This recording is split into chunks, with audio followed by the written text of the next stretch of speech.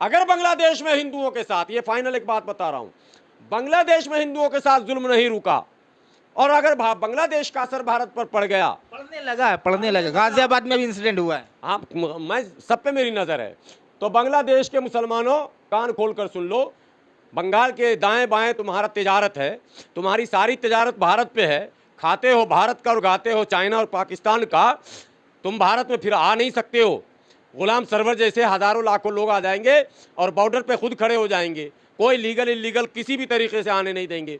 तुम्हारा पूरा कारोबार, लेन देन, आयात निर्यात भारत से, सहयोग भारत का, हाथ भारत का। अरे तुमको आज़ाद भारत ने कराया पाकिस्तान से। बागेश्वर का बयान आ गया, सारे हिंदुओं को सरकार उठा के भारत ले आए। क्यों भाई? बांग्लादेश में जो हिंदू पैदा हुए हैं उनकी जन्मभूमि है, उनका अधिकार है, उनका हक है, उनकी ज़मीन है, उनका जायदाद है, उनका मंदिर है। क्यों आएंगे भारत? वो क्यों नहीं? वो अपने जन्मभूमि पर अपने अधिकार के साथ रहेंगे।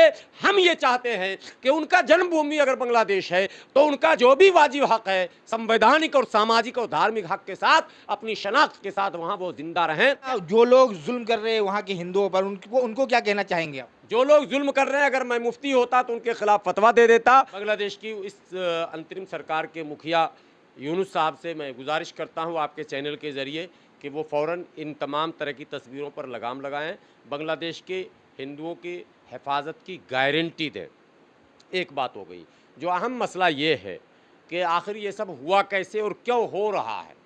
बांग्लादेश में जो कुछ हुआ, कहा यह जा रहा था कि वहाँ एक छात्र आंदोलन हुआ, आरक्षण के नाम पर स्टूडेंट मूवमेंट चला, उस आंदोलन में गोलियां चल गई, वो आंदोलन उग्र हो गया और उग्र होने के बाद पूरे मुल्क में सत्ता विरोधी माहौल बन गया और उसी में कुछ संगठन और कुछ पड़ोसी मुल्क जिनका अपना निजी हित रहता है, वो सब मिलकर आखिरकार शेख हसीना की सरकार को बर्खास्त करने में कामयाब हो गए। मसला ये भी है कि शेख हसीना की सरकार निरंकुश थी, ये भी सही बात है। शेख हसीना ने विपक्षी दलों के साथ बहुत जुल्म किया था, कईयों को जेल डाला, कईयों को, खुद बेगम खालदा जिया जेल में थी। पूरा अभी जो इलेक्शन हुआ था उसमें कोई विपक्षी पार्टियां शरीक नहीं हुई थी, फिर भी शेख हसीना ने अपने आप को चुनाव जीता हुआ घोषित करके और प्रधानमंत्री के पद को काबिज हो गई थी।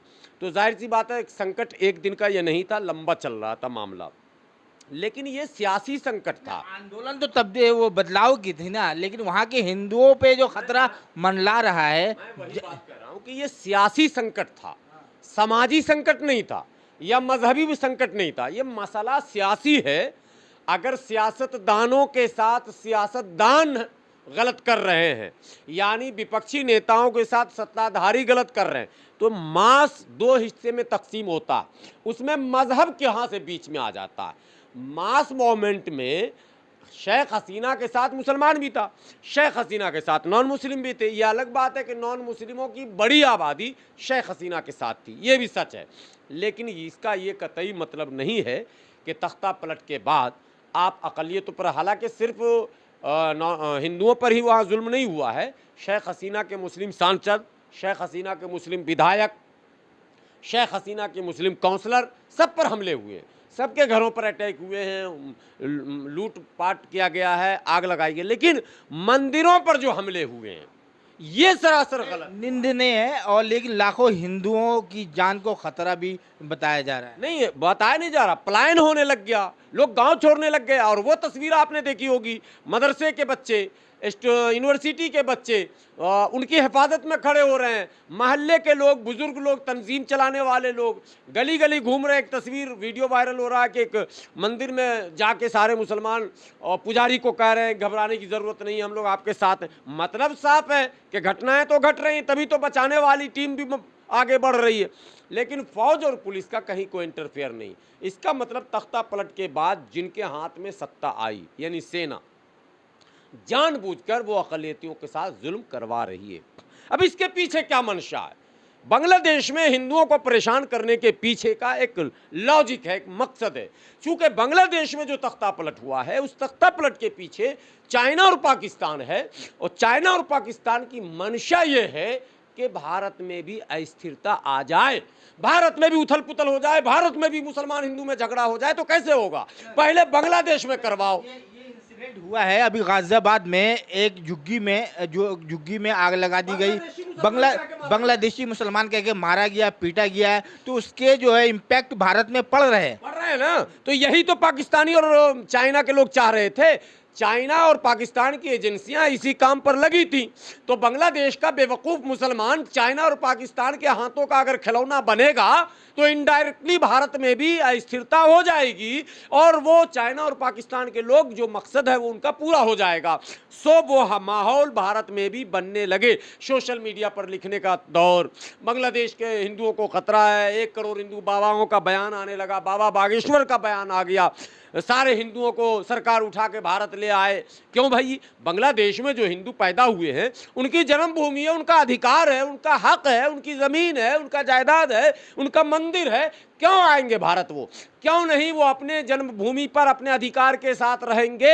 हम ये चाहते हैं कि उनका जन्मभूमि अगर बांग्लादेश है तो उनका जो भी वाजिब हक है, संवैधानिक और सामाजिक और धार्मिक हक के साथ, अपनी शनाख्त के साथ वहाँ वो जिंदा रहें। क्या कहना चाहेंगे मौलाना, जो लोग जुल्म कर रहे हैं वहाँ के हिंदुओं पर, उनको क्या कहना चाहेंगे आप? जो लोग जुल्म कर रहे हैं, अगर मैं मुफ्ती होता तो उनके खिलाफ फतवा दे देता, लेकिन मैं सामाजिक कार्यकर्ता होने के नाते ये अपील करता हूं बांग्लादेश के उन मुसलमानों से कि आप आगे बढ़ के ऐसी ताकतों को रोको, ऐसी ताकतों के हाथ को पकड़ो जो अक़लियतों पर जुल्म करने के लिए आगे बढ़ रही है, वरना इसका इंजाम बांग्लादेश के हिंदू तो भुगत ही रहे हैं, बांग्लादेश और हिंदुस्तान के मुसलमान भी भुगतेंगे। क्योंकि हालात बिगड़ेंगे तो बांग्लादेशियों, तुम भी ये समझ लो कि तुम बहुत चैन से तुम भी नहीं रहोगे। अगर बांग्लादेश में हिंदुओं के साथ, ये फाइनल एक बात बता रहा हूं, बांग्लादेश में हिंदुओं के साथ जुल्म नहीं रुका और अगर बांग्लादेश का असर भारत पर पड़ गया, पड़ने लगा। गाजियाबाद में अभी इंसिडेंट हुआ है। हाँ, मैं सब पे मेरी नजर है। तो बांग्लादेश के मुसलमानों, कान खोल कर सुन लो, बंगाल के दाएं बाएं तुम्हारा तिजारत है, तुम्हारी सारी तिजारत भारत पे है, खाते हो भारत का और गाते हो चाइना और पाकिस्तान का। तुम भारत में फिर आ नहीं सकते हो। गुलाम सरवर जैसे हज़ारों लाखों लोग आ जाएंगे और बॉर्डर पे खुद खड़े हो जाएंगे, कोई लीगल इलीगल किसी भी तरीके से आने नहीं देंगे। तुम्हारा पूरा कारोबार, लेन देन, आयात निर्यात भारत से, सहयोग भारत का, हाथ भारत का। अरे तुमको आज़ाद भारत ने कराया पाकिस्तान से, तुमको अपने पैर पर खड़ा भारत ने कराया, और उस भारत में अस्थिरता अगर तुम्हारी वजह से आई तो इसके जिम्मेदार भी तुम होगे। जो लोग बड़े बड़े आलिम हैं बांग्लादेश में, बड़ी बड़ी तंजीमें वहाँ चला रहे हैं इस्लाम के नाम पर, उनसे मैं कहना चाहता हूँ कि क्या फ़िलिस्तीन के मुसलमानों से हिमायत और हमदर्दी और भारत में अस्थिरता पैदा करके मुसलमानों को संकट में डालने की योजना पर आप काम कर रहे हो? इसका मतलब आप मुनाफिक हो, मुसलमान नहीं हो। एक मुसलमान के शान के खिलाफ है कि वो अपने पड़ोसी पर जुल्म करे। आपका पड़ोसी हिंदू और आप जुल्म कर रहे हैं और फिर आप ये जान रहे हैं कि मुसलमान कभी इस तरह की हरकत करेगा। इसलिए बांग्लादेश के हिंदुओं के साथ हम खड़े हैं, खड़े रहेंगे।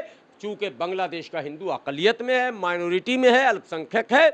हम अल्पसंख्यकों के हित की रक्षा हमेशा करने की बात करते हैं, चाहे वो भारत का अल्पसंख्यक हो, चाहे बांग्लादेश का अल्पसंख्यक हो, चाहे पाकिस्तान का अल्पसंख्यक हो, चाहे दुनिया के जिस कोने में अल्पसंख्यक रहता हो, उसके हित की रक्षा होनी चाहिए।